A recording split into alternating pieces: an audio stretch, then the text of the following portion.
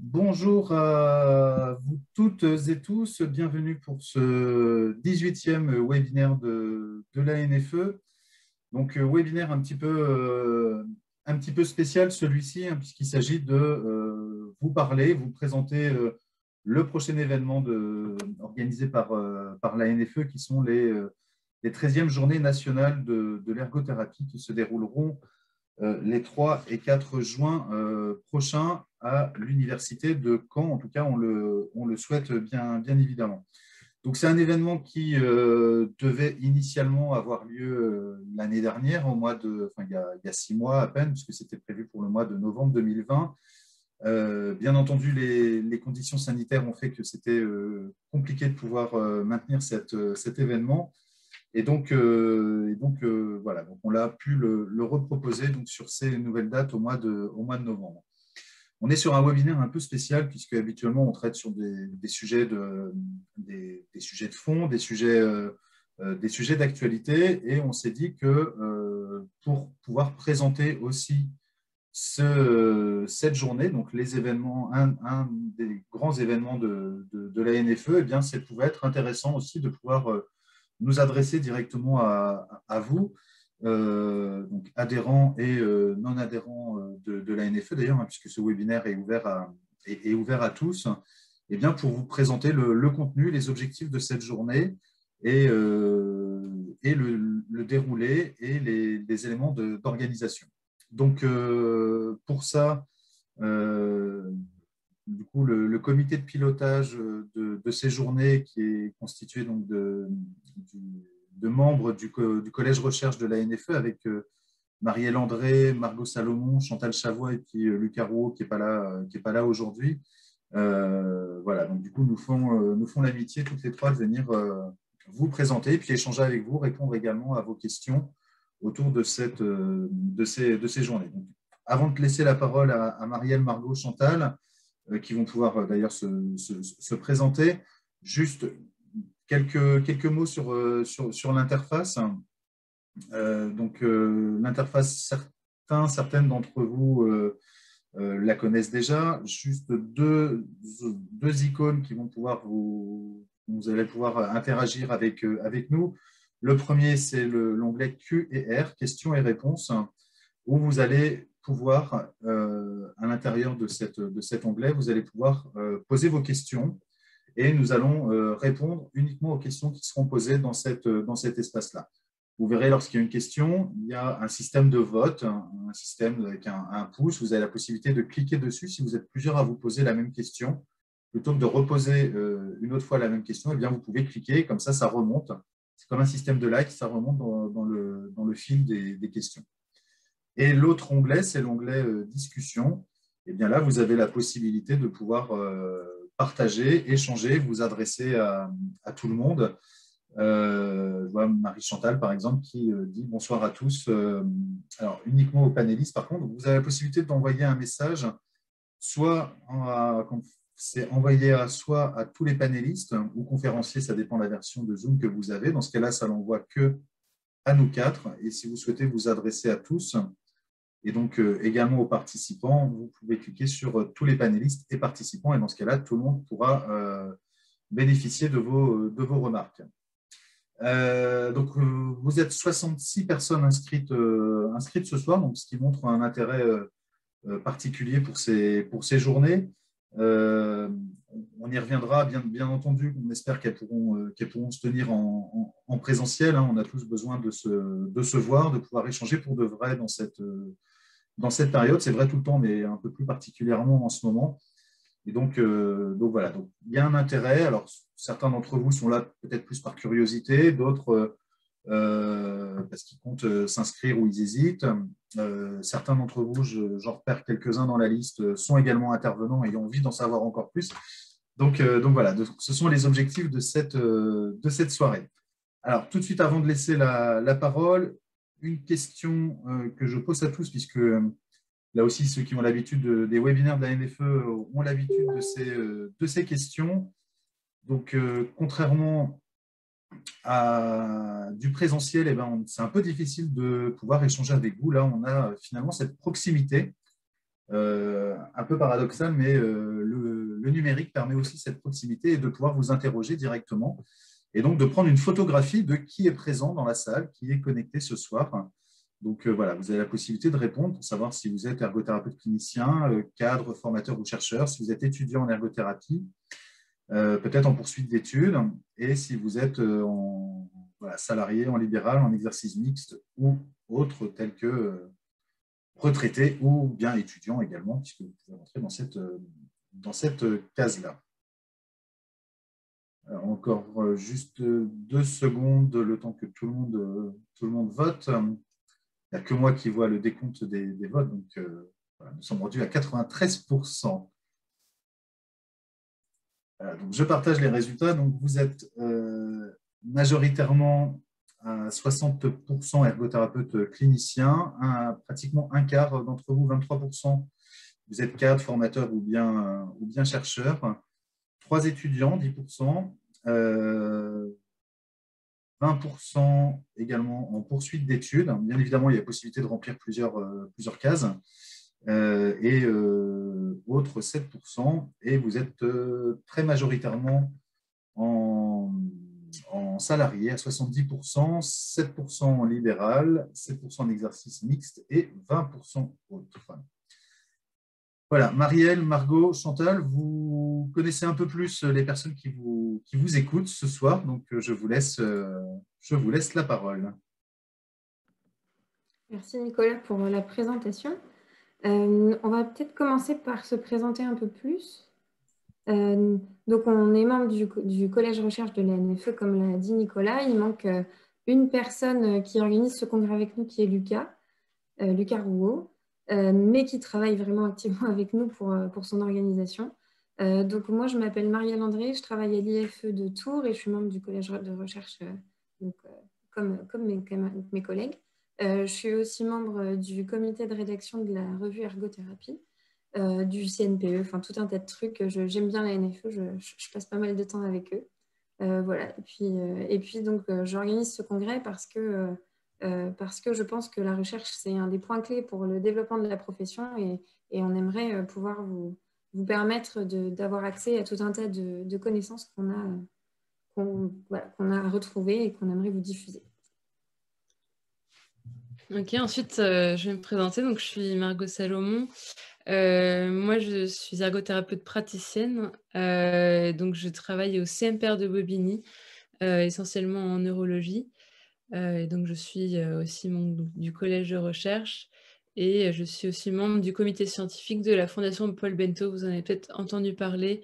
Voilà, c'est une fondation qui aide les chercheurs et encore plus récemment les chercheurs en ergothérapie.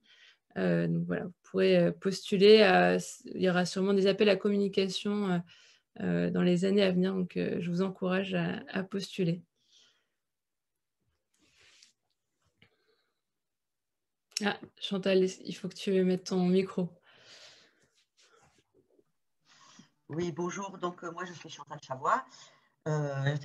J'étais ergothérapeute dans ma vie antérieure et depuis 1991, je suis chercheuse à l'INSERM et je dirais depuis une dizaine d'années, je travaille en partie dans le domaine très proche de l'ergothérapie.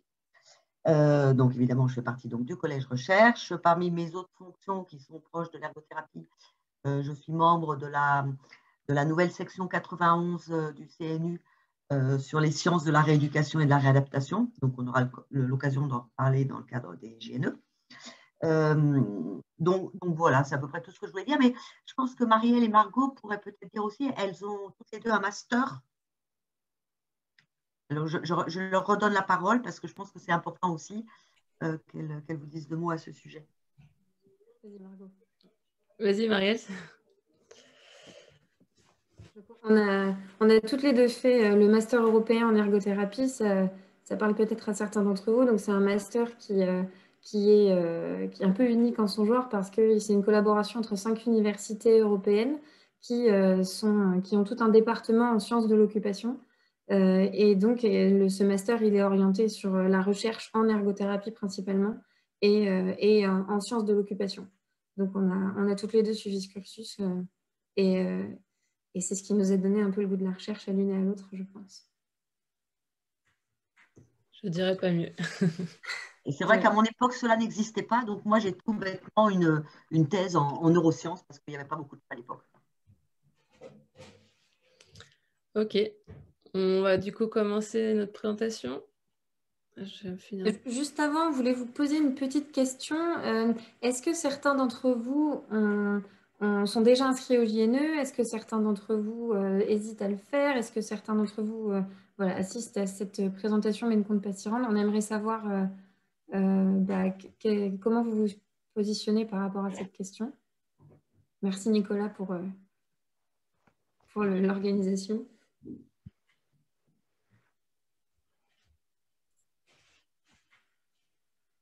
On est rendu à 80% de réponses.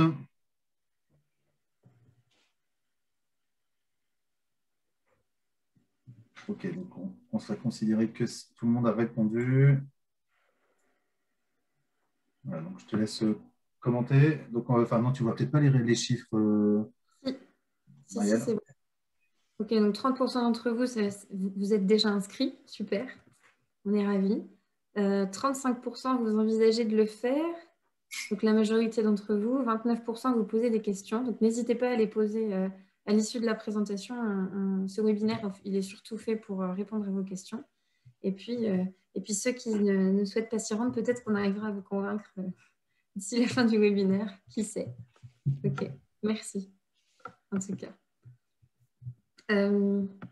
Donc, on a organisé ce congrès pour vous présenter en fait les nouvelles recherches en ergothérapie francophone principalement. Donc ce soir, l'objectif du webinaire, c'est de vous donner un aperçu du congrès qu'on organise depuis quelques mois et qui s'intitule « Recherche en ergothérapie, comprendre et dynamiser les pratiques ». Donc, avec le titre, on voit qu'il y a deux parties qui se dégagent. D'abord, la recherche en ergothérapie. Et comme je vous l'ai dit, on s'est axé principalement sur la recherche francophone, donc c'est-à-dire française, suisse. On n'a pas de collègues belges qui interviendront, on a des collègues canadiens aussi. Donc voilà, c'est vraiment pour montrer ce qui se passe dans le milieu francophone. La seconde partie du titre, donc comprendre et dynamiser les pratiques, elle est là et c'est le cœur de notre congrès. Elle souhaite permettre d'éclaircir le lien entre la recherche, qui est souvent vue comme quelque chose d'un peu obscur, avec les pratiques de chaque ergothérapeute. Et donc, ce qu'on aimerait faire avec ce congrès, c'est que les ergothérapeutes qui assistent puissent investir ce qu'ils entendront des données de recherche et des résultats des recherches dans leur pratique au quotidien, le plus possible en tout cas. Donc, on a pensé ce congrès dans la mouvance du développement de la recherche en ergothérapie mondiale, qui est quand même que la recherche se développe. Il y a la CNU, dont Chantal vous a parlé tout à l'heure, qui a vu le jour l'année dernière. Donc, il va y avoir des places et des sous pour la recherche en ergothérapie. Donc, on souhaitait s'en saisir et préparer ce congrès dans cette mouvance-là. Tu peux passer le diapo, Margot? Oui. Alors, oui. Vas-y. L'objectif de ce congrès, les objectifs, ils sont multiples. Le premier, il est de présenter les dernières données probantes dans le domaine de l'ergothérapie. L'objectif, c'est de permettre à chaque ergothérapeute qui est là de prendre connaissance des outils, des méthodes et des pratiques les plus récentes et puis les plus appropriées au vu des connaissances actuelles. Et le second objectif du congrès, c'est aussi de permettre à une communauté de chercheurs francophones dans le domaine de l'ergothérapie de se rencontrer et d'échanger, de développer sur leurs réflexions sur des projets de recherche pour venir soutenir l'efficacité des interventions des ergothérapeutes et aussi la reconnaissance de la profession pour les décideurs et les financeurs pour qu'ils voient qu'on fait de la recherche et qu'on travaille à partir de données probantes. Donc, vous allez découvrir ce soir surtout l'éventail des différents types de recherche, alors pas ce soir, mais pendant le congrès, l'éventail des différents types de recherche dans les pays francophones. Et puis, le programme, il est assez riche et il est de très bonne qualité. Et ça va permettre de mettre en avant aussi les compétences des ergothérapeutes français qui participent à des projets de recherche. Donc, c'est une formidable opportunité pour mettre en lumière ces ergothérapeutes qui travaillent dans le domaine de la recherche. Alors, du coup, la deuxième question qu'on peut se poser, c'est à quoi sert la recherche? Donc, elle sert à répondre aux problèmes rencontrés par les usagers pour proposer un accompagnement de qualité. Elle peut aussi servir à développer des outils d'évaluation, des méthodes d'intervention qui sont fiables et à développer donc, des connaissances théoriques et pratiques du métier et à faire évoluer les pratiques professionnelles en valorisant les pratiques basées sur les preuves, donc les données probantes. Donc, ensuite, il me semble que Chantal, tu vas nous parler de pourquoi on a choisi de faire ça à Caen. Alors, attention au micro. On avait choisi de faire ça à Caen pour différentes raisons, notamment parce qu'il y a il n'y a pas beaucoup de lieux spécifiques en France où il y a de la recherche en ergothérapie, c'est plutôt un peu ponctuel. Et à Caen, il y avait plusieurs endroits, notamment dans le laboratoire de recherche INSERM dont je fais partie, et puis dans une structure de réadaptation, un IMPR local aussi, où il y a des ergothérapeutes qui sont très actifs dans ce domaine-là. Donc, ça nous semblait intéressant parce que vous auriez pu visiter le labo, vous pourriez, enfin, on espère bien, voilà, visiter le laboratoire, voir un peu ce qui se fait, le matériel, discuter un peu plus avec les gens. Et puis aussi parce que l'UFR Santé de Caen est impliqué depuis longtemps dans l'universitarisation des professions paramédicales. C'est une des premières universités qui s'est investie là-dedans. Donc, à l'origine, c'était avec l'IFE d'Alençon. Donc, voilà, donc on était aussi très soutenus par l'UFR de Santé de Caen et qui nous soutient aussi pour cette organisation.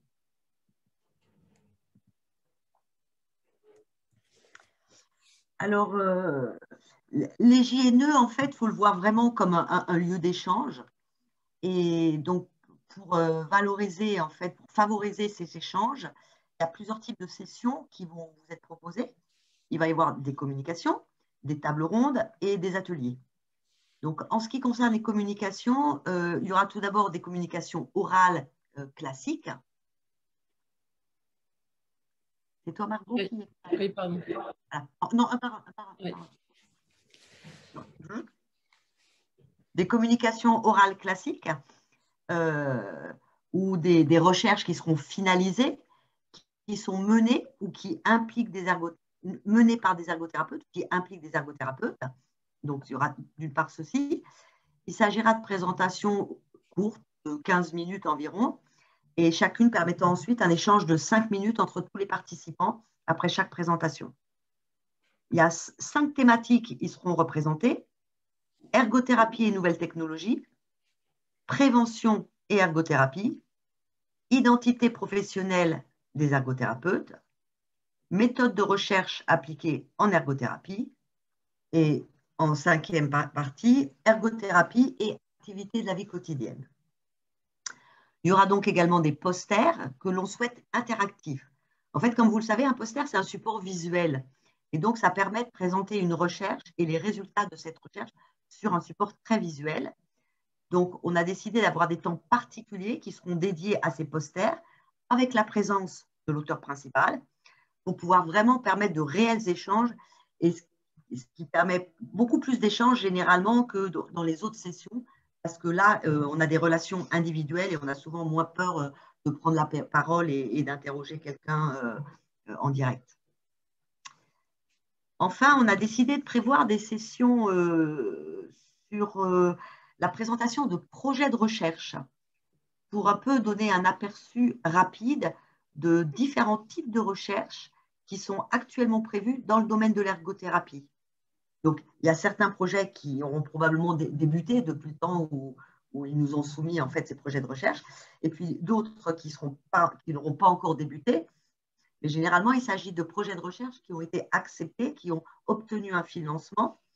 Et donc, ça permettra probablement à d'autres ergothérapeutes intéressés de participer à ces projets de recherche, ou bien, si les projets les intéressent et que c'est plus possible de participer parce que tout est un petit peu fixé, voilà, de pouvoir envisager des collaborations ultérieures dans le domaine. C'est pour vous donner un aperçu un peu plus large de tout ce qui peut se faire dans ce domaine-là. Donc, outre ces communications, il y aura donc deux tables rondes. L'une sur la recherche clinique pour sensibiliser les participants aux aspects éthiques et réglementaires et leur apporter quelques pistes de financement possibles. Et la deuxième table ronde portera sur les stratégies possibles pour développer la recherche en ergothérapie. Et enfin, il y aura 6 ateliers interactifs, 3 par jour, et chaque participant pourra s'inscrire à 2 ateliers, 1 par jour. Non, c'est trop rapide. Donc, le jeudi, il y a 3 ateliers qui vont se tenir en parallèle. Un premier atelier qui portera sur l'utilisation de la recherche dans la pratique en ergothérapie, et en particulier sur la pratique basée sur des données probantes. Un deuxième atelier qui portera sur les méthodes de recherche pour passer des connaissances scientifiques à la pratique clinique. Et le troisième atelier, il a pour but de montrer l'importance des mémoires d'initiation à la recherche en 3e année de formation en ergothérapie pour les futurs ergothérapeutes et de montrer le lien étroit entre ces mémoires et les problématiques de terrain. Cela pourra également susciter un intérêt chez certains d'entre vous pour devenir directeur, on espère en tout cas directeur ou directrice de mémoire en IFE, d'autant plus qu'il y sera abordé l'accompagnement aux mémoires d'initiation à la recherche aux étudiants en ergothérapie. 3 ateliers seront également proposés en parallèle le vendredi. Le premier concernera la rédaction de projets de recherche afin d'aider les ergos de l'idée à la soumission d'un projet de recherche afin d'obtenir un financement pour leur projet. Le deuxième atelier portera sur les différentes méthodes et modèles de la recherche pour mieux savoir choisir le type de recherche adapté à la question qu'on se pose. Et puis enfin, le dernier atelier portera sur les différents cursus possibles pour faire de la recherche en ergothérapie et en particulier de la formation initiale à un poste d'enseignant-chercheur, qui sont maintenant ouverts aux ergothérapeutes. Donc voilà ce qu'on voulait un petit peu dire sur ce congrès. Je crois qu'on a oublié quand même quelque chose, c'est de vous dire qu'en parallèle, il y a un livre qui va sortir avec les communications qui vont être présentées, les communications orales qui vont être présentées dans ce congrès et qui devrait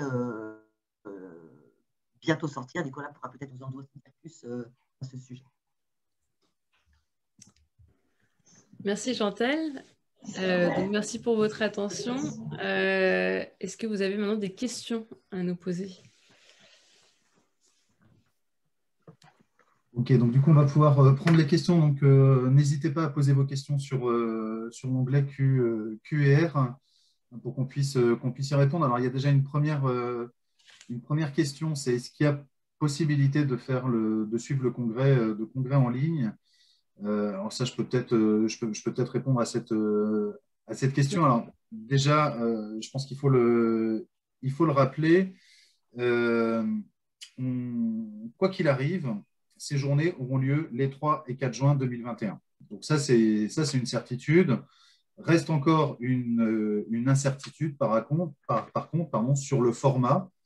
Si les conditions sanitaires nous le permettent, bien entendu, on privilégiera au maximum le présentiel. Pour ça, il faut aussi que l'université de Caen, qui nous accueille, accepte de nous accueillir. Hein. Donc ça, c'est en respectant leur protocole sanitaire. Et si la situation ne nous le permet pas, dans ce cas-là, ça sera uniquement en distanciel. On n'a pas opté pour l'option de faire du mixte. Pourquoi? Parce que d'un point de vue technique, c'est un petit peu plus compliqué de pouvoir gérer à la fois du présentiel et du distanciel et qu'on a envie de privilégier au maximum le présentiel si toutefois, encore une fois, c'est possible. Donc, Mathilde, pour répondre à votre question, est-ce que c'est possible de le faire en ligne? On espère que non, parce que du coup, si c'est oui, ça veut dire qu'on ne pourra pas se réunir en réel. Voilà, donc Or, on pense qu'un congrès, on veut vraiment que ce soit très interactif, on veut vraiment que les gens, parce que je pense que aussi bien les ergothérapeutes de terrain ont besoin de discuter avec des personnes qui sont plus dans la recherche et vice-versa. Donc, c'est vraiment un lieu d'échange qui nous paraît très, très important. Donc, le présentiel serait éventuellement l'idéal. Mais bon, si on n'a pas le choix, il faut absolument, en effet, pouvoir le faire autrement.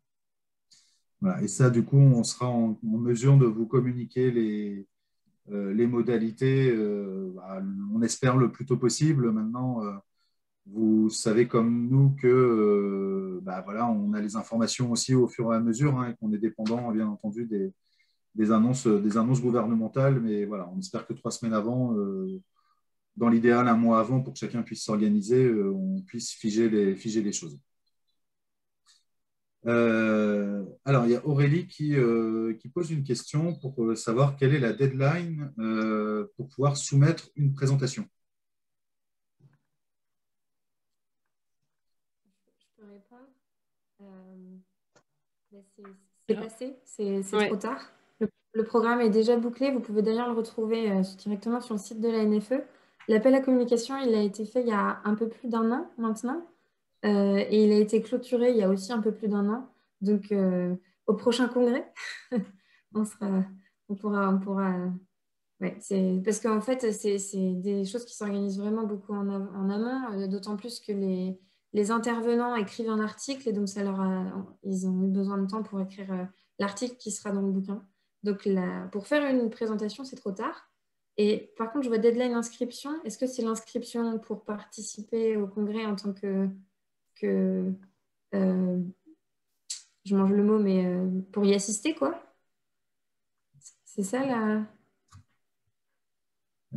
Du coup, moi, ce que j'ai compris, c'est pour pouvoir soumettre une présentation. Alors, effectivement, il y a eu un appel à communication qui a été large, hein, qui date d'il y a 1 an et demi maintenant. Et voilà, alors, Aurélie, dommage si vous êtes passé à côté, on en est désolé, mais effectivement, du coup, ça s'est clos. Et par contre, pour s'inscrire jusqu'à 15 jours avant, c'est encore possible. Et puis, on fera preuve d'adaptation de toute façon pour permettre à tous ceux qui souhaitent venir de pouvoir venir. Et du coup, est-ce possible de n'assister qu'à un seul jour ouais, non, pardon, là, c'est une autre question. De Laura, est-ce qu'il est possible d'assister qu'à un seul jour sur les deux si on ne peut pas assister aux deux? Et si oui, est-ce qu'il y a une modification du prix? Donc non, il n'y a pas d'inscription à la journée possible, c'est un package sur les 2 jours. Marie-Chantal Morel-Brac qui pose une question, qui voudrait savoir le lien qui est fait entre ces JNE et les 2e assises nationales de l'ergothérapie qui étaient sur ce même thème. Et de mémoire, c'était en 2012, je crois, qui étaient les 2e assises nationales de l'ergothérapie sur la question de la recherche. C'est une bonne question, Marie-Chantal. Je pense que il y a eu un événement marquant, comme on a pu l'évoquer avec Chantal, qui est la création de la CNU, qui n'existait pas en 2012. Depuis aussi 2012, il y a eu un certain nombre d'ergothérapeutes qui ont pu accéder à des doctorats, qui ont pu faire de la recherche, qui ont été diplômés, qui accèdent à des postes de recherche et puis qui construisent des masters. Il y a le premier master là en sciences de l'occupation qui va voir le jour à Créteil, qui est piloté par Cynthia Engels. Donc, il y a des nouveautés en fait depuis 2012 qui ne sont pas forcément connues quand on n'est pas impliqué dans de la recherche. Et donc en 2012, c'était une première pierre à l'édifice de mettre en lumière la recherche en ergothérapie. Aujourd'hui, on a des nouvelles façons de promouvoir la recherche en ergothérapie, de nouveaux moyens aussi, auxquels on n'avait pas forcément accès ou qui étaient moins connus. Et donc, je pense que disons que c'est une actualisation de ce qui a pu se faire en 2012. Et puis essayer aussi de donner envie à ceux qui souhaiteraient pour aider cette grande communauté à développer nos données probantes et puis les arguments auprès de nos financeurs. Et du coup, pour compléter, je crois que les assises nationales Marie-Chantal précise que c'est 2011, donc on fera confiance à sa mémoire, mais en tout cas, voilà, peut-être que 2011, ça a permis de créer l'étincelle Organisé. finalement pour donner envie vraiment de commencer à s'intéresser à la recherche, même s'il y en a beaucoup qui s'y étaient intéressés avant, mais on voit bien depuis 2011, ne serait-ce que d'un point de Il vue y a un gros bond. démographique, si on regarde le nombre d'ergots qui se sont engagés dans un doctorat ou qui ont fait des masters, si on regarde le nombre de docteurs aujourd'hui, c'est exponentiel ce qui s'est passé dans les 10 dernières années. Et donc là, on va pas, je ne sais pas si on peut dire aujourd'hui que, en 2011, on était sans doute au balbutiement encore de la recherche. Aujourd'hui, est-ce qu'on est arrivé au stade de la maturité? Je ne sais pas. Peut-être au stade de l'adolescence, je ne sais pas. On est peut-être à l'adolescence au niveau de la recherche et que voilà, le contexte est différent. Et sans doute que dans 10 ans, il faudra à nouveau refaire une journée sur la recherche et on aura certainement encore d'autres choses à dire. Et en tout cas, autant comme la dernière fois, on expliquait comment faire de la recherche, là, on reviendra aussi sur des points de détail, mais aussi on présentera, on mettra en lumière des travaux de chercheurs, ce qui était moins le cas peut-être en 2011. Et puis, Et même en aussi, 2011, je me souviens, on avait fait appel à des chercheurs étrangers, beaucoup plus que cette fois-ci, parce qu'en France, il n'y avait pas grand-chose. Et je pense que là, on voit que dans les choses qui évoluent en France, il y a à la fois beaucoup d'ergothérapeutes qui ont envie de se lancer là-dedans, mais il y a aussi, dans la recherche, mais il y a aussi beaucoup d'ergothérapeutes cliniciennes qui ont envie de travailler avec des chercheurs pour faire avancer, parce qu'ils se posent de plus en plus des questions, qu'ils ne savent pas comment avancer. Donc, c'est tout un schmilblick, tout un ensemble de choses qui est en train d'évoluer, mais où en effet, on est encore vraiment, je pense, au début en France. Et qu'il faut, voilà, faut rentrer dans la mouvance et il faut un petit peu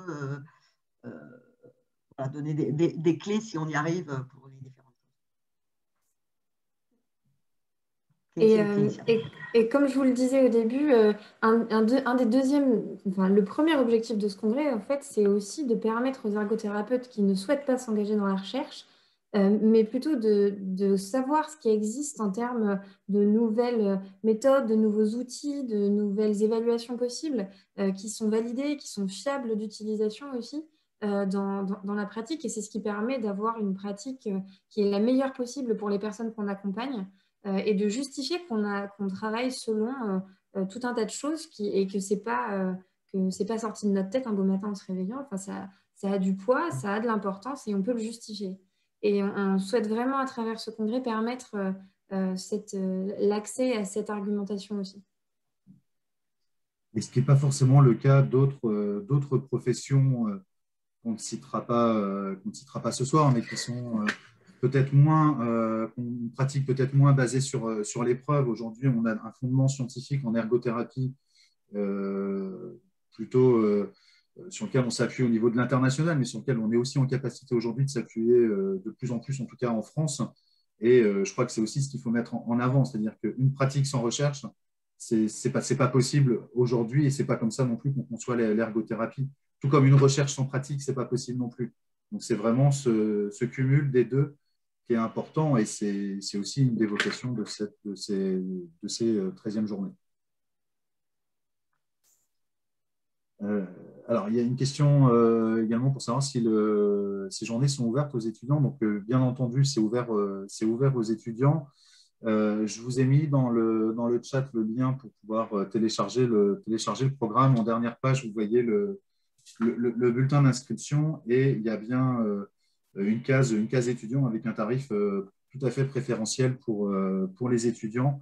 Donc voilà, donc c'est possible. Certains IFE ont proposé à leurs étudiants, ont banalisé ces journées pour que les étudiants puissent venir. Certains ont même inscrit des promos entières. Donc voilà, si ce n'est pas le cas, vous pouvez aussi en échanger avec votre IFE pour qu'il puisse vous permettre de venir si cela vous intéresse.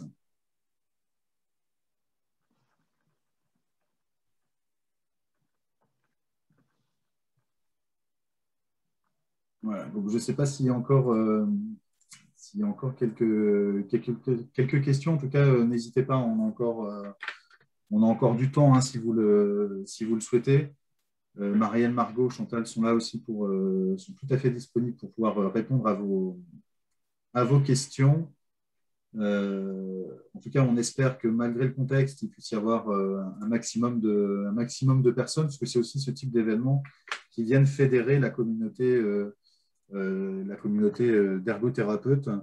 Et puis, encore une fois, je me répète, mais je crois que vraiment, on s'en soucie tous. On a tous besoin de pouvoir échanger en direct. Et là, c'est l'occasion de pouvoir le faire. Et même, voilà, peut-être aussi en préparation du prochain congrès mondial d'ergothérapie qui aura lieu au mois de mars. Voilà, donc Frédéric qui demande s'il est possible de présenter à distance si les voyages internationaux ne sont pas possibles. Donc, oui, tout à fait, c'est prévu que les intervenants qui viennent de l'étranger puissent, eux, présenter à distance. Et là, c'est plus simple en termes d'organisation que dans l'autre sens. Et bien sûr, Frédéric, on a changé ton horaire de présentation pour que tu ne sois pas obligé de te lever au milieu de la nuit pour faire ta présentation. Donc, on est en train de refaire, c'est ça, le programme en fonction des personnes qui sont au Canada, notamment pour leur intervention. Voilà, puisque du coup, pour les rares personnes qui ne connaissent pas encore Frédéric Poncet est chercheur au Québec et donc il y a le décalage horaire entre le Québec et la France. Marie-Chantal qui nous demande si l'ouvrage sera en vente à la NFE à l'issue du congrès. Donc voilà, donc effectivement l'ouvrage sera distribué aux participants du congrès, mais sera également mis en vente après le congrès. Donc gratuit pour les participants, c'est ça, tu veux dire? C'est inclus dans le prix du congrès tout à fait pour les participants et en vente après pour ceux qui le souhaitent dans la boutique de la NFE. Marielle, Margot, une question pour vous peut-être de Gwenaëlle qui est étudiante en troisième année. Clémence. Non, après, juste après que c'est Gwenaëlle en fait et que ce n'est pas Clémence dans son deuxième message. Gwenaëlle qui dit qu'elle est étudiante en... Non, c'est Clémence, pardon. Oui, Clémence. Oui, c'est dans l'autre sens, ok. Donc c'est Clémence qui dit qu'elle est en troisième année et donc en IFE, je pense, et qui a candidaté au Master européen pour la rentrée. Oui. Et est-ce qu'il serait possible de mettre vos adresses mail Margot et Marielle? Bien sûr. Voilà, très bien.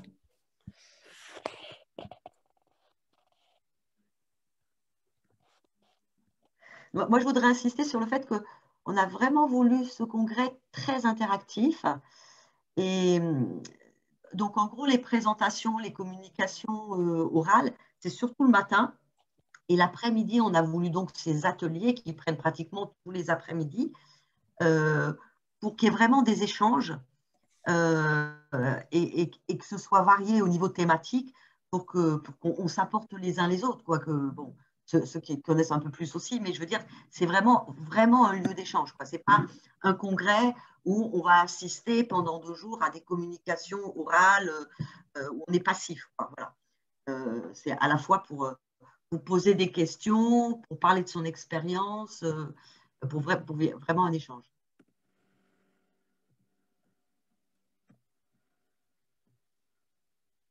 Bien. Eh bien, écoutez, merci beaucoup. Alors, si on n'a pas d'autres questions, du coup, on va pouvoir conclure, sachant que de toute façon, vous pouvez encore poser vos questions si vous le souhaitez sur le site de la NFE, donc accueil@nfe.fr, hein, et on pourra répondre à vos questions donc directement au niveau du siège, si c'est d'un point de vue administratif, financier, etc. Et si c'est une question un peu plus davantage sur le programme, du coup, on renverra au collège recherche pour qu'ils puissent vous apporter des éléments de réponse. Par rapport à ce master européen, moi je trouve on peut peut-être juste en dire 2 mots là, parce qu'il y a Marielle et Margot qui ont chacune qui se sont orientées après vers 2 choses différentes, et puis il y a une autre qu'on connaît, par exemple, qui s'est aussi orientée vers autre chose, puisqu'elle est partie vers un doctorat au Canada. Donc, je pense que c'est quelque chose de très riche, en effet. Et justement, ce congrès, c'est aussi un lieu où de jeunes étudiants peuvent communiquer avec des plus jeunes, enfin, des plus âgés, mais qui sont juste au-dessus, qui viennent de s'engager pour 1 an, pour 2 ans ou pour plus, vers ce genre de choses, sans forcément aller ailleurs vers la recherche, mais parce que ils voulaient déjà aller un petit peu plus loin, quoi. Ok. Chantal, c'était le mot de la fin? Bah, ça peut, mais Bon, merci à tous et puis on espère vous avoir donné envie de venir à ces journées, de venir échanger avec nous sur la recherche et puis sur la recherche pour nourrir les pratiques. Moi, j'insiste toujours là-dessus. La recherche ne sert à rien si elle ne sert pas à nourrir les pratiques professionnelles. On fait de la recherche pour faire se développer les pratiques et surtout vous donner des billes concrètes pour le terrain, à savoir qu'est-ce qu'on peut utiliser quand on a quelle problématique. Donc, merci Capucine, vive les données probantes, je suis d'accord. et si on ne sait pas, savoir aussi vers qui on peut se tourner pour aller poser des questions et avoir des réponses à ces questions, même si soi-même, on ne peut pas faire de recherche.